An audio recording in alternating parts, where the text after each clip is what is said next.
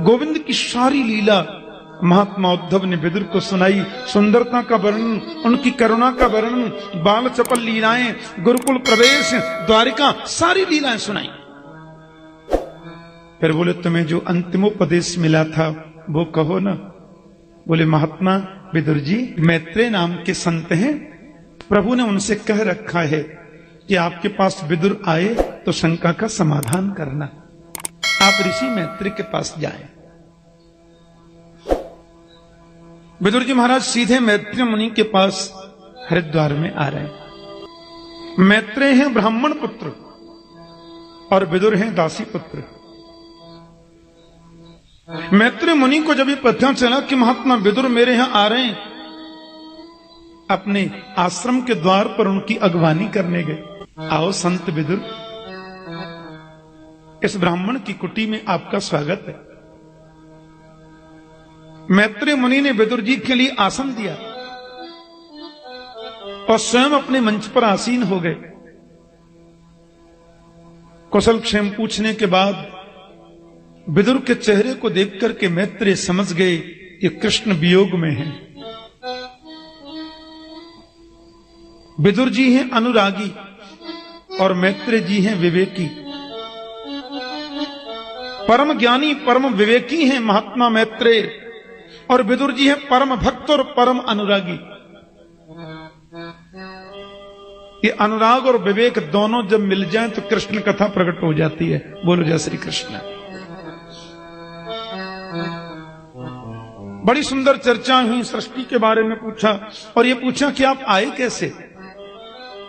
प्यास लगती है तो पानी खोजना पड़ता है गुरुजी। आप जैसा महान संत, शास्त्रज्ञ महापुरुष, आपकी सन्निधि में आकर ही तो शंकाओं का समाधान संभव है। स्थावर जंगम अंडज उद्भिद स्वेदज जरायुज 4-5 प्रकार की सृष्टि का विशद विवेचन किया मैत्रेय मुनि ने उनके प्रश्न पर। और सृष्टि विषय ब्रह्मा की उत्पत्ति, ये सारी जानकारियां मिलने के बाद में विदुर जी ने कहा मैं आपसे 3 और प्रश्न करना चाहता हूं। मैत्रेय बोले करो। बोले पहला प्रश्न ये है कि भगवान ने दुनिया क्यों बनाई,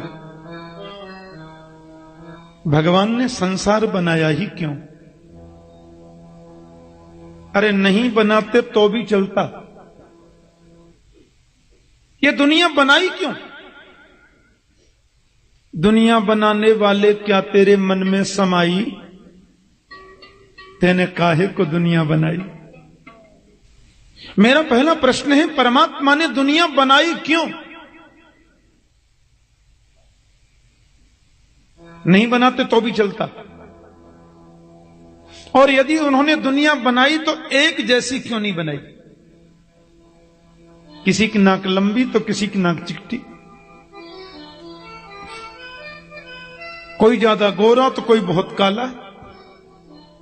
जो गोरा है वो छाती तान के चलता है हम गोरे हैं, और जो काला है वो दिन भर पलस्तर रगड़ता है हम भी गोरे हो जाए।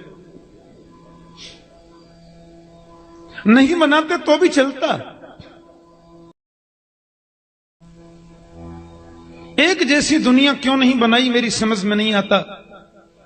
कोई दुखी है तो इतना दुखी कि सवेरे खाए तो शाम के लिए नहीं, और कोई सुखी है तो इतना सुखी कि कहां रखूं उसको यही चिंता है। एक जैसा नहीं बना सकते थे। एक घर में 4 भाई हैं, चारों के विचार 4 प्रकार के। कितनी विचित्र बात है। एक आदमी के पैर के नीचे चेंटी मर जाए तो राम राम राम राम करके कान पकड़ता है, बिहारी जी, हे राधा वल्लभ लाल, गलती हो गई, हे भगवान चेंटी मर गई, गौशाला में जाके चारा खिला रहे हैं, क्या हुआ, बोलकर एक कीड़ी मर गई थी। गलती से होने पर भी पश्चाताप। और एक आदमी मुर्गा की नार मरोड़ के खा जाता है। एक जैसा क्यों नहीं बनाया दुनिया को प्रभु ने। ये विषमता क्यों भगवान ने बनाई। किसी आदमी के मुंह से गाली निकल जाए तो रात को भोजन नहीं करता, मेरे मुंह से अपशब्द क्यों निकला। और कोई आदमी सवेरे की शुरुआत ही गालियों से करता है। एक जैसी दुनिया क्यों नहीं। मेरी समझ में नहीं आता, माफ करना। और तीसरा प्रश्न तो ये मेरे मन में उद्वेलित होता है कि भगवान अवतार क्यों लेते हैं? अवतार बोले हाँ, क्यों लिया? कभी राम बन के, कभी श्याम बन के चले आना, प्रभु जी चले आना। हाँ, हमारे ब्रज में माताएं गाती थी इस गीत को, सवेरे सवेरे झाड़ू लगाती और बड़े भाव से गाती, कभी राम बन के कभी, ऐसे गाती। ये भगवान अवतार ले लेकर आते हैं, कभी ये बन के, कभी वो बन के, कभी ये बन के, क्यों? मेरा प्रश्न है। पहले राक्षस को जन्म देना, फिर राक्षस से पाप कराना, फिर दुनिया को तड़फाना, और लोग जब तड़पने लगे तो कहना खबरदार मैं आ रहा हूं। फिर धर्म संस्थापनार्थाय संभवामि युगे युगे, ये नाटक क्यों करते हैं? भगवान चाहे तो राक्षस को पैदा ही ना होने दे। बोलो, ऐसा हो सकता है कि नहीं? भगवान चाहे तो राक्षस को पैदा ही ना होने दे, और वो चाहे तो वहां बैठे बैठे उसको मार दें। पर ये तो कोई बात नहीं है महाराज। पहले राक्षस को जन्म दिया, फिर राक्षस से पाप कराया, फिर दुनिया को तड़पाया, लोग तड़प कर जब पुकारने लगे, फिर बोले डरो नहीं, मैं आ रहा हूं। जब जब होए धर्म के हानि, बाढ़े असुर अधम अभिमानी, तब तब धरे प्रभु विविध शरीरा, हरे कृपा। क्यों ये नाटक क्यों करते हैं? मैत्री जी बहुत हंसे और बोले, महात्मा विदुर, इन प्रश्नों का जवाब आपके पास नहीं है, ऐसा मुझे नहीं लगता। आप सब जानते हो,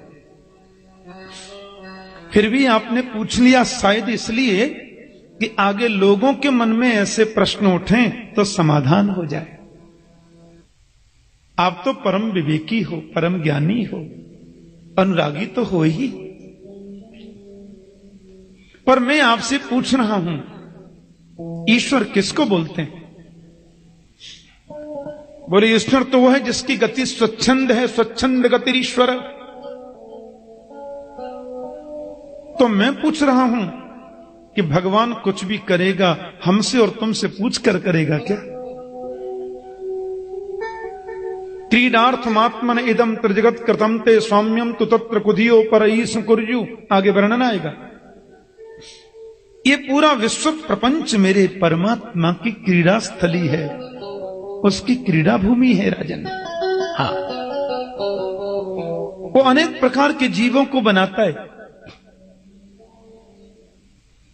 तो भगवान ने दुनिया क्यों बनाई, ये ज्यादा चिंतन का विषय नहीं है। चिंतन का विषय तो ये है कि इतनी सुंदर कैसे बनाई, इतनी रंग बिरंगी कैसे बना दी।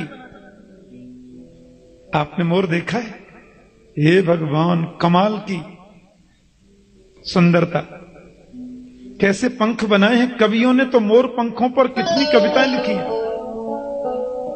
आपने रंग बिरंगे सांप देखे? उड़ने वाले सांप, रेंगने वाले सांप, दौड़ने वाले सांप, घोड़ा पछाड़ सांप, कितने मॉडल बनाता है। रंग बिरंगे पक्षियों को देखो, कोयल को देखो, बोलती है तो लगता है मिस्री घुल गई गले में। आपने कभी देखा विदुर? सारी दुनिया मेरे परमात्मा ने बनाई, पर एक चेहरे जैसे दो आदमी तुम्हें कहीं मिलेंगे नहीं। 7 अरब लोग हैं आज की तारीख में संसार में, 7 अरब लोगों में आपको एक चेहरे के 2 आदमी दिखाई देंगे ही नहीं। सब मॉडल अलग अलग बनते, वो जब तैयार करता है नया मॉडल बनाता है। तुमने कभी सोचा 20 फीट चौड़ी 20 फीट लंबी हमने जमीन खरीदी और उस जमीन में हमने 20 पौधे लगाए, 20 पौधे भिन्न भिन्न लगा दिए और फिर गाय के गोबर का खाद डाला, हैंडपंप का मीठा पानी डाला, खाद सब में बराबर डाला, पानी भी बराबर डाला, अब वृक्ष जब बड़े हुए तो एक वृक्ष का फल तोड़ के मैंने खाया तो मुंह कड़वा हो गया, वो करेला था। उसके बगल वाले वृक्ष का फल तोड़कर मैंने खाया, मुंह मीठा हो गया, वो अंगूर था। उसके बगल वाले वृक्ष को ही तोड़ के मैंने खा लिया, वो बड़ा मीठा था, वो गन्ना था। उसके बगल वाले वृक्ष का फल तोड़ के खाया तो मुंह चिरपिरा हो, वो मिर्ची थी। तुमने कभी सोचा विदुर, पानी तो बराबर दिया, खाद भी बराबर दिया, जमीन भी वही है, हमने ऐसा तो किया नहीं कि एक वृक्ष में हमने शरबत डाल दिया हो और दूसरे में मिर्ची घोल के डाली हो। इस जमीन में इतने रस किसने दिए हैं? खाद ने तो नहीं दिए, पानी तो नहीं दिया, ये रस जमीन में इतने कहां से आ गए? तुमने कभी सोचा? क्या कमाल की पेंटिंग की है, इतनी सुंदर दुनिया बनाई, वो स्वयं कितना सुंदर होगा। जहां तक प्रश्न यह है कि विषमता क्यों, समता क्यों नहीं? कोई दुखी है तो इतना दुखी कि प्रातः खाए तो सायंकाल की चिंता, और कोई सुखी है तो इतना सुखी कि कहां रखूं ये चिंता। भगवान किसी को दुख नहीं देते विदुर। परमात्मा जब सृष्टि का निर्माण करते हैं तो 3 सूत्र देते हैं, ध्यान देना, कर्म, अकर्म और विकर्म। वेद के अनुसार जो कर्म किया जाता है वो शुद्ध कर्म है। वेद के अनुसार कर्म नहीं करना अकर्म है, और उसके विपरीत करना ही विकर्म है। जैसा कर्म करते हैं वैसा मिलता है। प्रभु किसी को दुख नहीं देते, परमात्मा किसी को सुख नहीं देते। ना भुक्तम क्षीयते कर्म जन्म कोटि शतैरपि अवश्यम एव भोक्तव्यम कृतम कर्म शुभाशुभम। जो किया है वो तुम्हें भोगना ही होगा, इसमें प्रभु का क्या। लेकिन तीसरी बात जो तुमने कही वो मेरी समझ में कम आई, या फिर बात ठीक नहीं थी। परमात्मा अवतार लेते क्यों हैं? वो चाहे तो राक्षसों को बैठे बैठे मार दें, राक्षस को जन्म देना, फिर पाप कराना, फिर उसको उसके द्वारा दुनिया को तकलीफ देना, और जब लोग त्राही त्राही करने लगे तो बोलना खबरदार मैं आ रहा हूं। नहीं, परमात्मा का प्राकट्य राक्षसों को मारने के लिए होता है, यह पूर्ण सत्य नहीं है। 5वें स्कंद में भगवान सुखदेव वर्णन करेंगे कि मर्त्यावतारस्तु मर्त्य शिक्षणम रक्षो बधाई वन केवलम विभो। मर्त्यावतारस्तु इह मर्त्य शिक्षणम,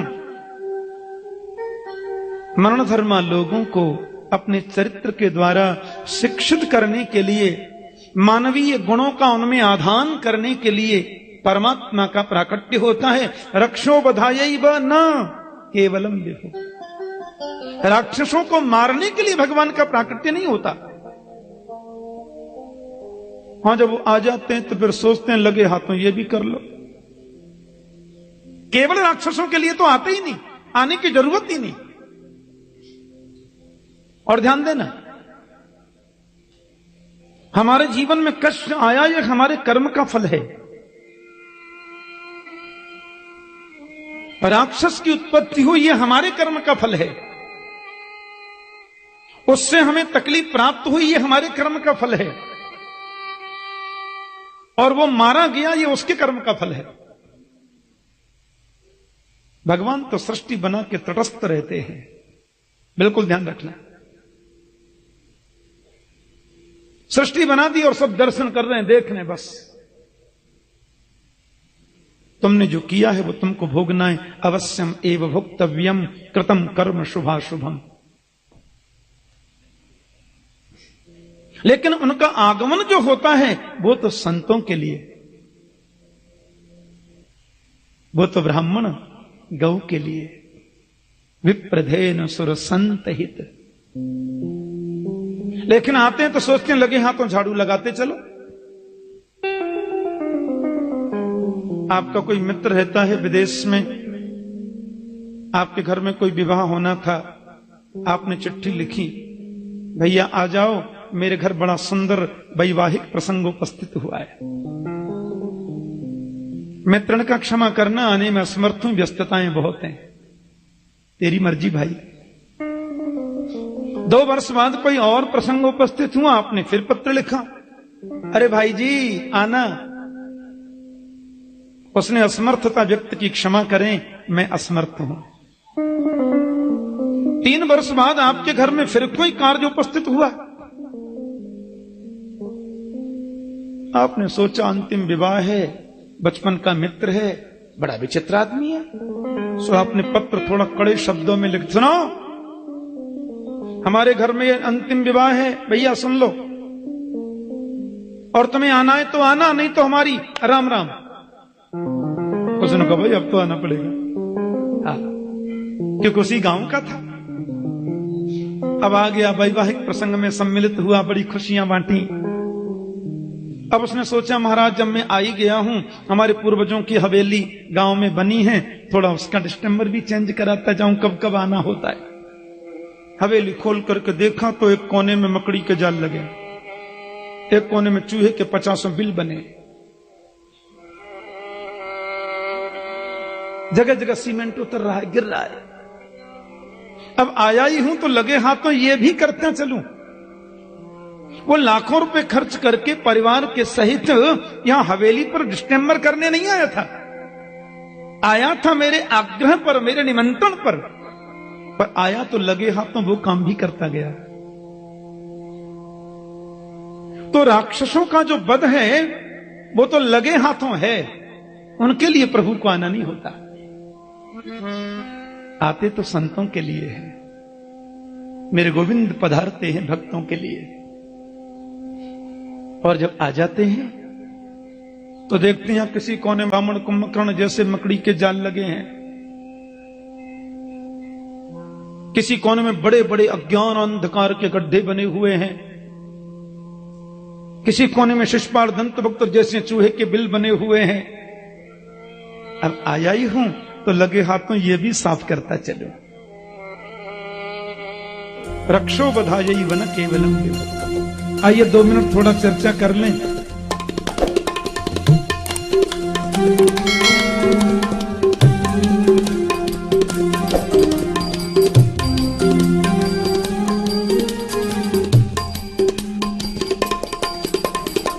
नाम तुम्हारा तारनहारा, नाम तुम्हारा तारनहारा, नाम तुम्हारा तारनहारा, नाम तुम्हारा तारनहारा।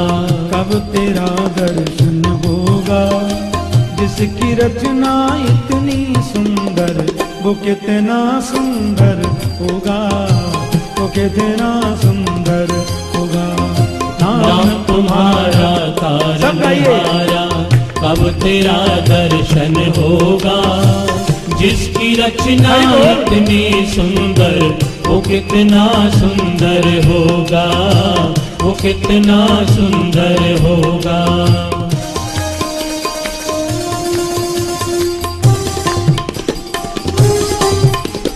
कितनी सुंदर सृष्टि है उसकी।